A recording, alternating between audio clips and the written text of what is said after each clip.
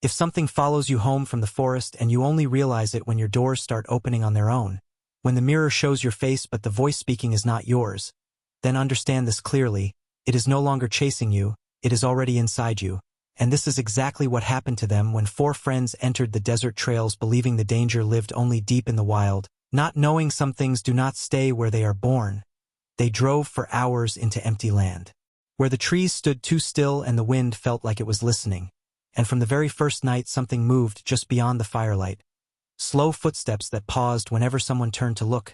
breathing that did not belong to any animal, and voices that copied theirs perfectly, calling names with the same tone and hesitation. And though fear crept into their bones, they survived the night by staying silent, by refusing to answer, and by convincing themselves it was over once the sun rose. But the desert does not forget, and neither did the thing watching them,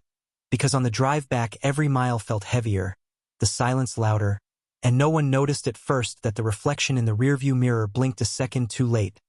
that shadows shifted when no one moved, and that something had memorized their faces, their voices, their way of breathing. And when they finally returned to their homes, they believed walls and locks would protect them, unaware that the real mistake was bringing it back, because that night one heard footsteps inside an empty hallway, another heard their own voice whisper their name from the kitchen, and another saw a family member standing in the dark smiling without blinking, and slowly the truth settled in like rot. Whatever they encountered was not attacking, it was learning, studying them with patience, waiting for the moment it could walk like them, talk like them, and live where they lived. Days passed and sleep became impossible as the thing grew bolder, no longer hiding behind walls or voices but appearing in familiar forms that were almost right yet deeply wrong. Eyes too empty, movements too delayed, smiles stretched just a second longer than human comfort allows, and one by one the friends began to disappear, not violently, not loudly, but quietly, as if they had simply stepped out of their lives, leaving clean rooms, unanswered phones, and a growing certainty that replacement had begun. Because the Skinwalker did not kill, it continued, wearing people like borrowed skin, improving each time, until the last of them realized the final stage had arrived when he heard a knock at his door and saw himself standing outside, tired, convincing, begging to be let in, speaking memories only he should know. And that was when the truth became unavoidable. The creature no longer needed the desert, no longer needed shadows. It had learned how to be human, how to blend into neighborhoods, families, cities, and somewhere right now someone you trust may not be who they were yesterday.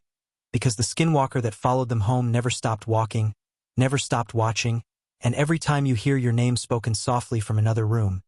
every time your reflection feels unfamiliar, remember this story, because some things do not hunt anymore, they replace, and they are already closer than you think. After months of isolation, Ethan finally realized that surviving wasn't the same as escaping,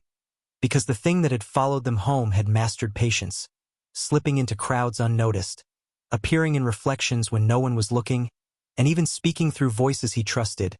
each encounter bending reality slightly, making him doubt whether he was awake or dreaming. And one night, he found a message scratched across the bathroom mirror in letters that weren't his own. "I know your favorite fear. I live there now." And from that moment, every sound in the house, footsteps upstairs, whispers from empty rooms, creaking doors, felt like an invitation, a warning, and a promise that it would keep learning, keep copying, keep walking, and that even if he locked every door, barred every window, and turned on every light, it would find a way to show him the one thing humans fear most. That sometimes the thing you think is behind you, the thing you ran from, the thing you call a monster, is already inside, wearing your face, speaking your words, and planning the next step of your life while you sleep.